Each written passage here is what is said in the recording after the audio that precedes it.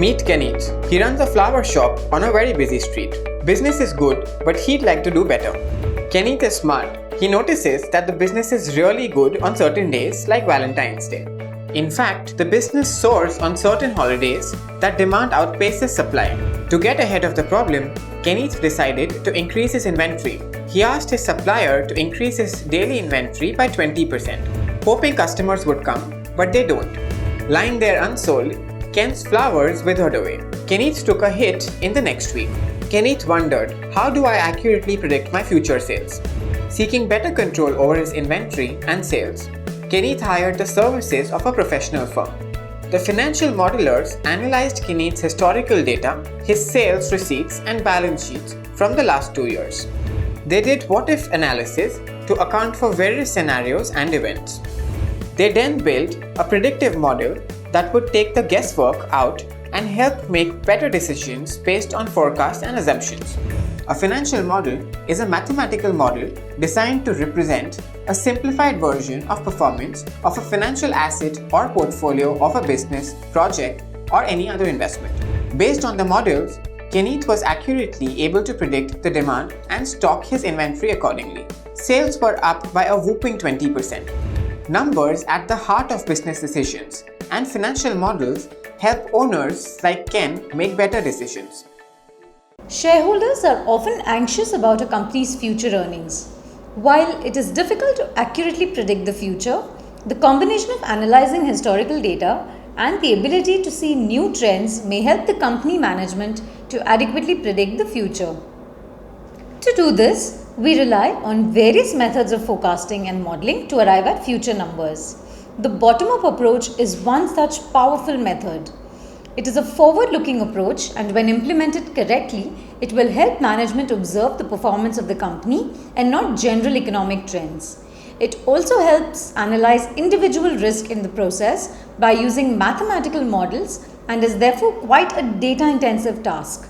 So let's begin our learning with one of the most important methods of modeling, that's the bottom-up approach. In this session, you will learn about the bottom-up approach, its advantages and parameters. Further, we will also discuss the items that are useful in modeling production volumes and costs. Revenues are always a function of volumes and price. So having gone through all this, we will learn how to forecast and model sales volume and price. Finally, you will learn about contractual agreements, which are one of the important factors determining revenue. Let's begin. As the name suggests, the bottom-up approach is the opposite of the top-down approach. As explained earlier, in case of the bottom-up approach, individual drivers are modeled first and then stacked up to arrive at the comprehensive outputs. Since underlying inputs are modeled in great detail based on the explicit capabilities, achieved performance levels, and management targets of the entity in question, and not just overall macro indicators, the model is afforded a great deal of flexibility, as these assumptions are usually much more readily available with the management. The peculiarities of the bottom-up approach make it dynamic and provide the user a much friendlier interface and an informed decision-making experience. It may be pertinent to note here that buy-side M&A models may need to consider a top-down approach, since they're likely to have less access to information about the subject entity, whereas sell-side models will in most cases have a lot more entity-specific information initially, facilitating the use of a bottom-up approach more effectively. We will look at setting up bottom-up calculations for specific items on the financial statements in the following slides. Some of the key items that we'll be looking at are revenues, which constitute production and sales volumes, services, price, and contractual revenue. Costs, which include fixed costs, semi-variable costs, and variable costs. Capital expenditures, depreciation, working capital comprising receivables, inventory, and payables, and debt, which constitutes funding requirement, debt equity ratio, debt related terms, repayment profiles, existing debt versus new debt, and so on.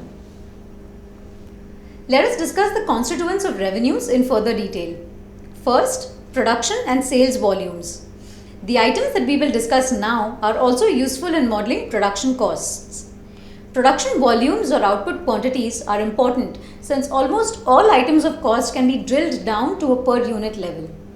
Production volumes usually involve two basic calculations: budgeted production and actual production.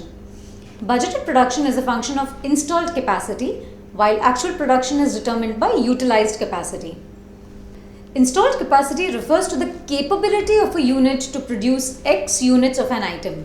For example, a manufacturing plant producing auto components may have an installed capacity of 100,000 units per day, or a power generating unit may have installed capacity of 10 megawatts, which means it can generate 10 megawatts of power per hour of operations. And in the case of services, the capacity of a hotel could be described in terms of number of rooms available. So basically, the installed capacity is the maximum volumes that the company can generate without incurring any further capital cost. The budgeted production is derived by applying a percentage to the installed capacity to represent targets. For example, for the auto components company, the budgeted production would similarly be defined as a percentage of installed capacity. In the power sector, there is a term known as plant load factor or PLF, which is a percentage input. If this is 85% for a 10 megawatt plant, that means the plant would be operated at that level and hence generate 8 megawatts per hour instead of 10. There are then further inputs such as number of days during the year for which it would be operational, as well as the number of hours per day. This would give a target or budgeted power generation for the year. For a hotel, this would be defined as occupancy, that is the percentage of rooms occupied at any time during the year on an average. When are the budgeted production and installed capacity calculations used in analysis? The budgeted production is useful if a company wants to perform variance analysis, which helps in measuring its efficiency. The inputs for installed capacity and target production levels would be based on an analysis of historical volumes and demand forecasts for the future. The utilized capacity is the actual production, which is always less than or equal to the installed capacity but can be more than the budgeted capacity. This is calculated in a similar fashion to the budgeted production calculations that we discussed. The only difference is that it would use actual inputs for percentage utilization or PLF or similar inputs. You must now be thinking if actual inputs can be used for forecasts. It's a very valid question. Actual production is only useful when setting up calculations for historical periods for which actual data is available. For forecasts, budgeted volumes are usually considered as utilized capacity for all calculations. The calculation of detailed capacities and utilization is, of course, like all other items in the model, dependent on the availability of valid data, which could either be based on historical performance or planned capital expansions. For example, you may have generated 8,000 units of power per hour historically. But if you know that you are adding a new plant which is capable of generating additional 5,000 units per hour, your forecast would obviously be different from the past performance since you would have to include the generation from the new plant. Similarly, if you know that you are going to add some new products, then you would need to project volumes for those as well in addition to your existing products. Here, you may have to exercise some judicious discretion in analyzing how the growth in demand for the new products would be achieved and how it is expected to impact your revenues in the long run. The phasing of volumes as well as price for these products would have to be evaluated separately and in detail. Now let us gain insights into some other factors that impact forecasting of volumes, such as normal loss and transit loss. Normal loss indicates usual loss in the normal course of production.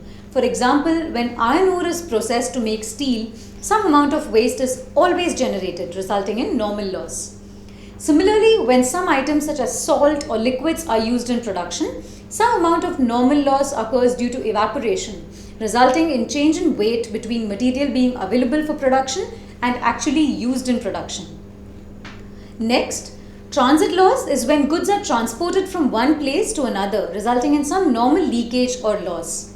The key test is whether this kind of loss occurs every time. If yes, then it should be considered as normal loss and built into the forecasts. If not, then it can be treated as abnormal loss and either ignored or provided for at the option of the modeler. Seasonality is another factor affecting the forecasting of production or volumes, and if this is known and predictable phenomenon that recurs every year or period, then it should be factored into the forecasts. Now for sales volumes.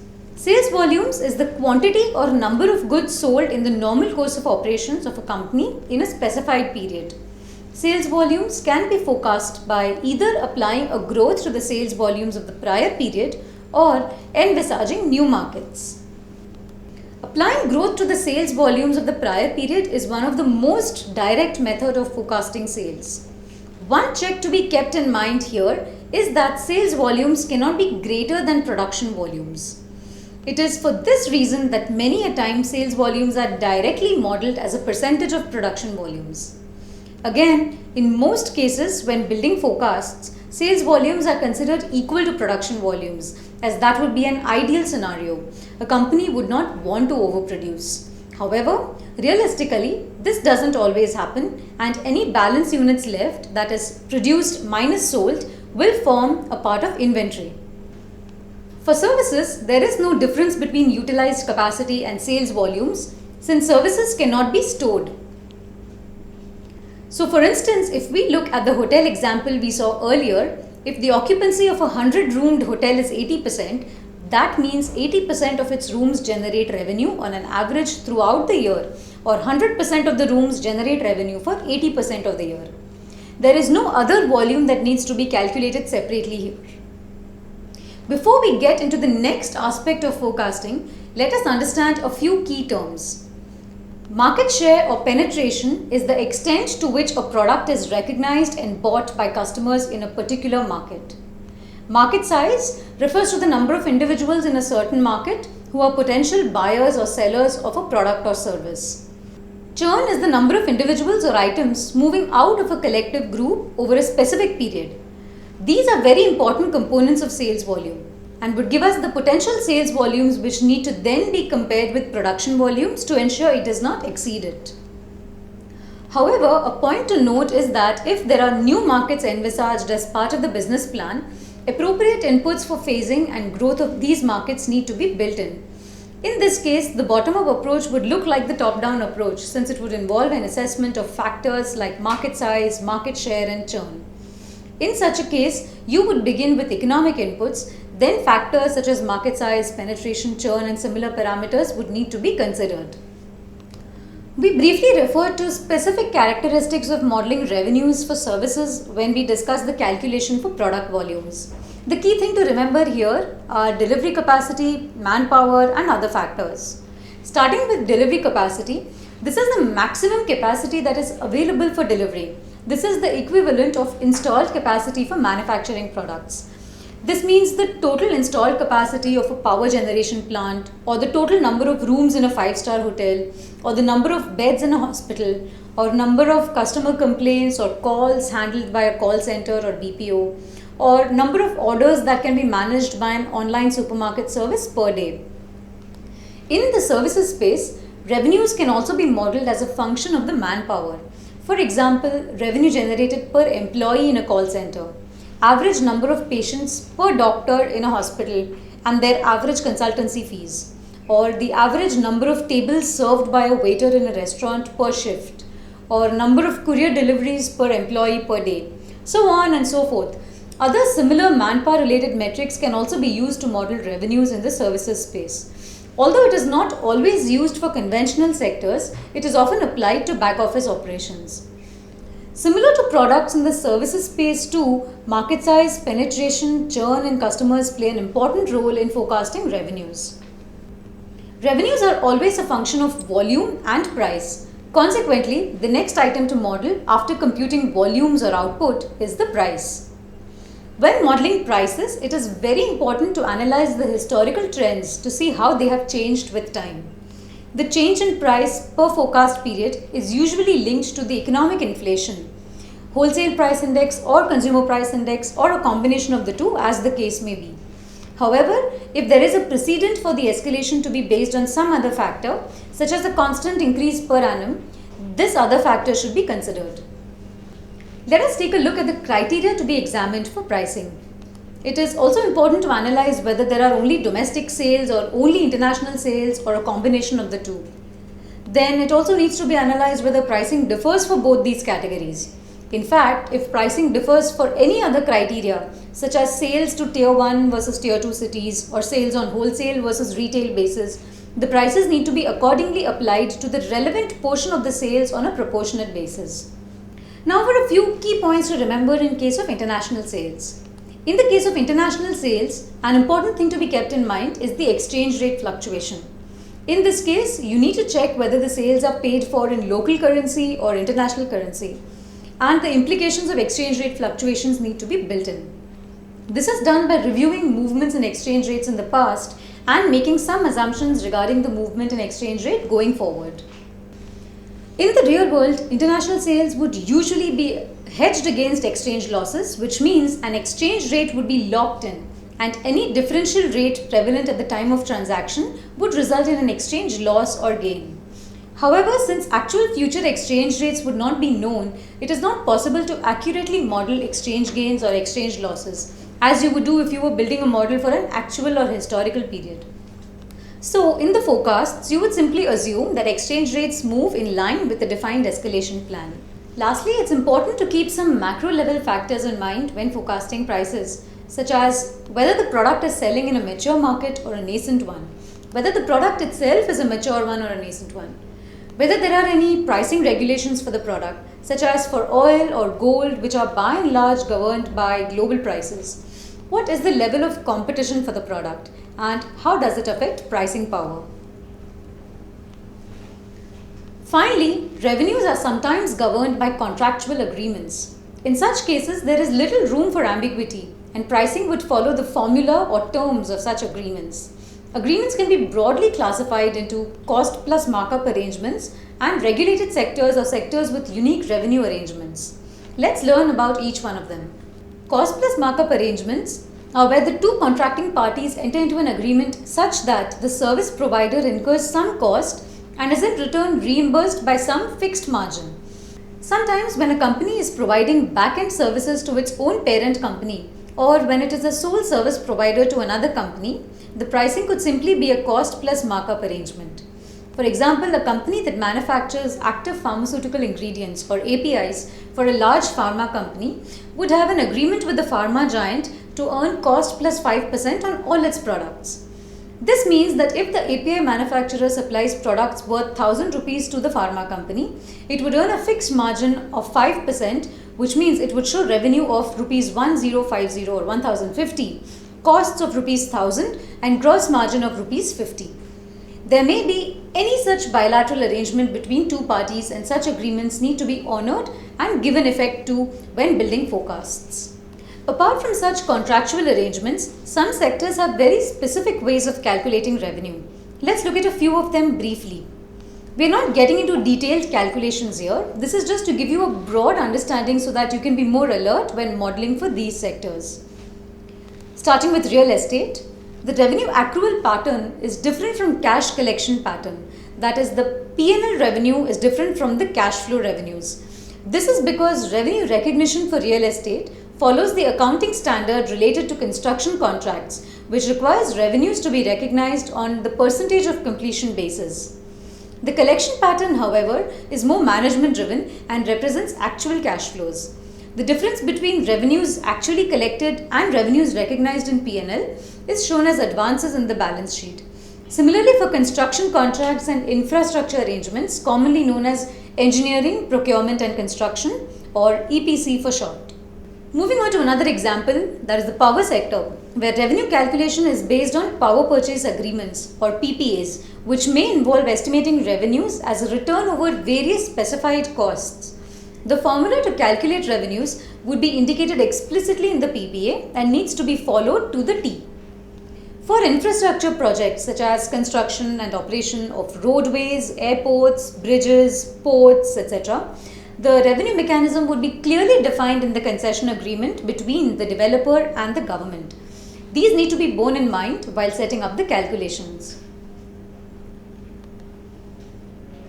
That's it for now. We hope you found this session insightful. Thank you.